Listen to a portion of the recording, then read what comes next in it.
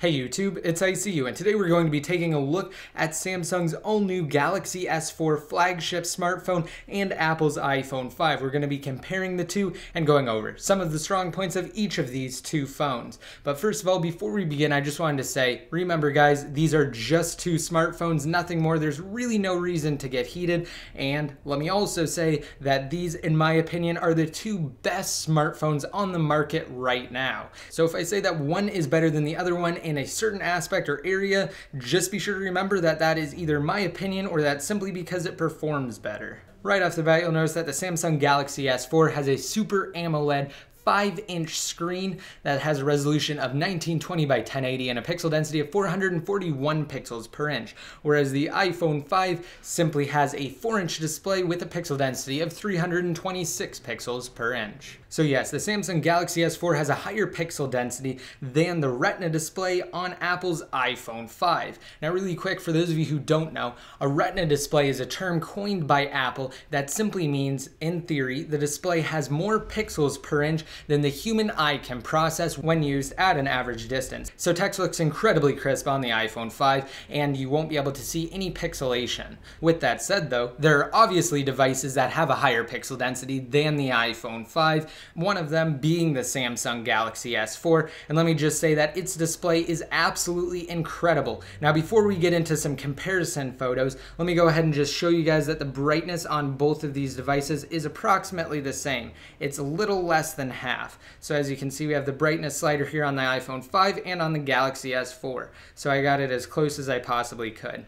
Alright, and now let's go ahead and compare those images. So I'm going to open up photos on the iPhone 5 and downloads on the Samsung Galaxy S4, and we're just going to start from the top. So here is the first image. Those of you who are Apple fans may actually recognize this as one of the images they promote with the Retina MacBook Pro. So let me go ahead and zoom in here on both of these devices, and it looks absolutely incredible on both of them. Now because the Samsung Galaxy S4 has a Super AMOLED display, in person, for me at least, it looks a lot brighter than the iPhone 5's display, even though they're at about the same brightness setting. And also, before I go over my analysis of these images, let me just say, it won't look exactly the same for you, and you might not be able to pick it up because of course you are watching it on your own device's display after I've already recorded it. So I'm just going to give my impressions and observations. Now, one thing that I really like about the Samsung Galaxy S4 is just how far you can actually zoom in. Now, when I do zoom in this far, clearly it doesn't look fantastic,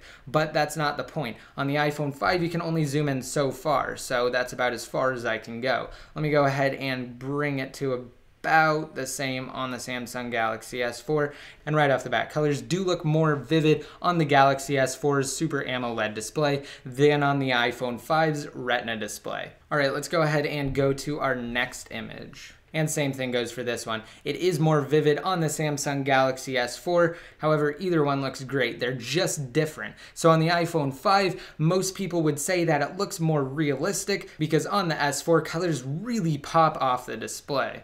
And again, I'm not really going to repeat myself too much here, but on display types similar to the one found on the S4, blacks are supposed to look deeper, but for some reason they definitely appear better on the iPhone 5 in this image. And actually, just looking at the display on my camera right here, it appears that the S4 looks slightly more washed out even though they're at the same brightness, and let me just say, it doesn't look that way in person. Alright, next we're going to take a look at the images captured on both of these devices. So taking a look at this first image, which was captured with the S4's 13 megapixel rear facing camera and the iPhone 5's 8 megapixel rear facing camera, is that colors captured with the iPhone 5's camera are definitely more vivid than the colors captured on the S4's camera. However, with that said, the S4 does a really great job at capturing close-up subjects like this flower for instance, and you can really zoom in and get incredible detail on the S4 that you just can't get on the iPhone 5. So if you're looking for brighter and more realistic colors, iPhone 5 is definitely the way to go, whereas if you're looking for detail and crisper images, you definitely want to go with the Samsung Galaxy S4.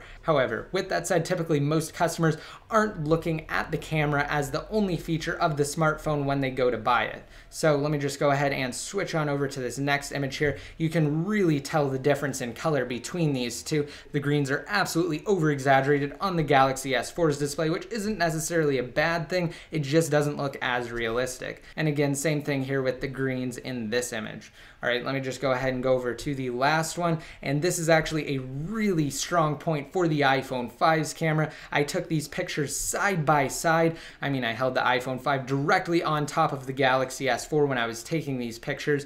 So what you'll really notice here is that the S4 doesn't really do a great job when you have a lot of light or a lot of exposure in the image, whereas the iPhone 5 can definitely handle it better. It looks extremely washed out on the S4, whereas it only looks slightly washed out on the iPhone 5. So that's really where the iPhone 5's camera pulls ahead of the S4's. But again, you do get that great detail on the S4, and you're able to just zoom in on every single point of the image.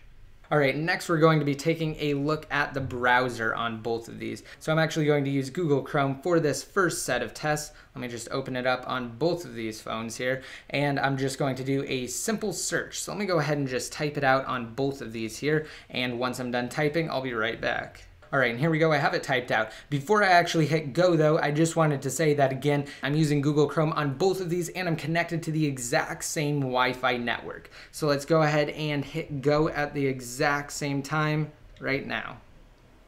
All right, and the iPhone 5 definitely pulled ahead in that search. Let's see how it does when I'm actually loading up a website. Let's go ahead and just open up the top one on both of these.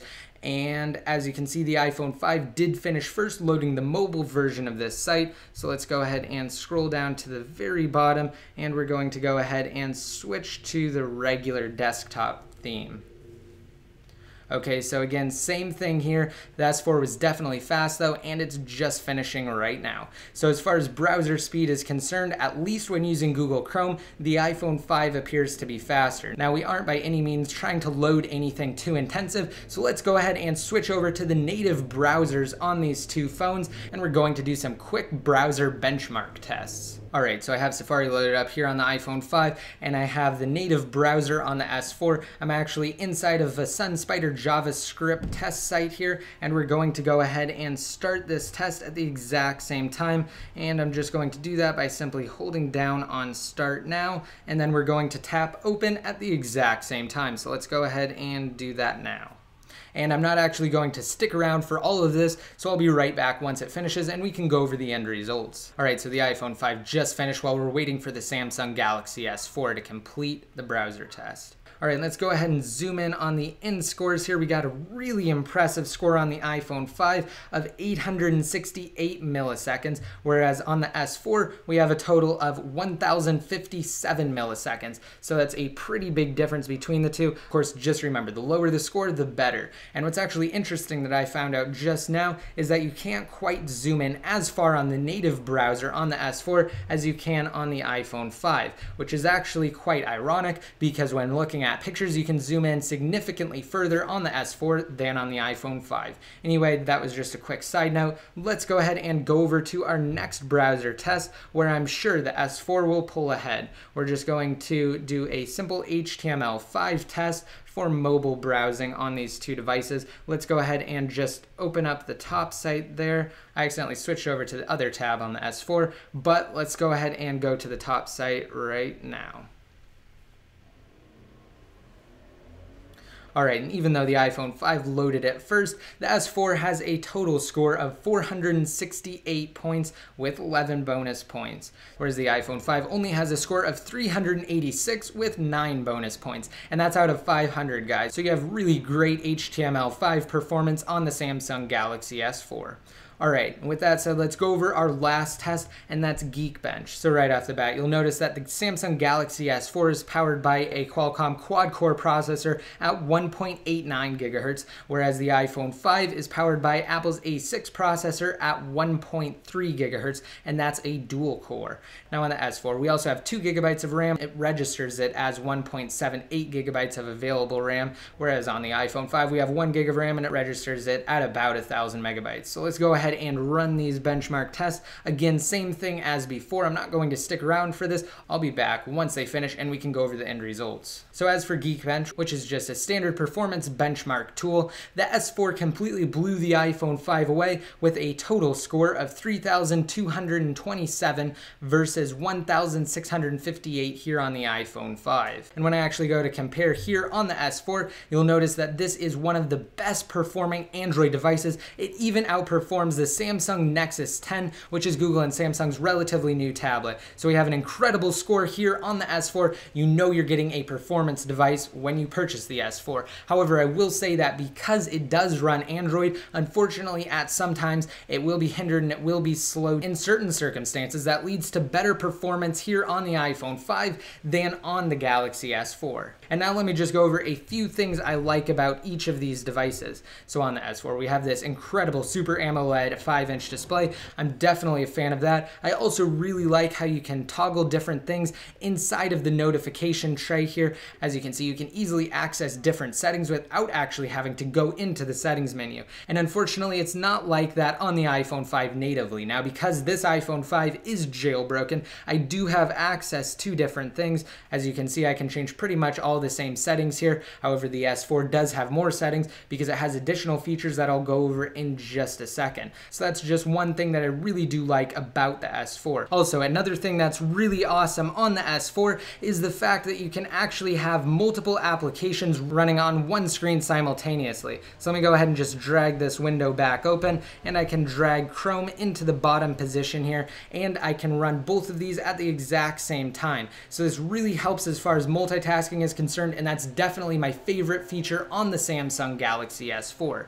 Now on the iPhone 5, in my opinion, you simply can't beat Apple's incredible cross-platform ecosystem. They've done an amazing job with iTunes getting all of your content across all of your devices. iCloud is also fantastic, and it's incredibly convenient to be able to message people with iMessage and Messages. Other than that, the straightforward and simplistic interface and experience on the iPhone 5 is superior, and a lot of the times the applications you get will also be superior because developers only have to develop for a small number of devices when developing for iOS, whereas when they develop for Android, most times they have to accommodate a larger number of devices, and there's just more fragmentation on Android than on iOS. Overall, though, these are two great phones, and Samsung has introduced some really interesting features with the S4 here. You don't actually have to touch the display to interact with it, and you can do various things such as zoom in. Let me go ahead and just switch over to this tab right here, and I'm going to merely hover my finger above the screen. You guys can't exactly tell that that's what I'm doing,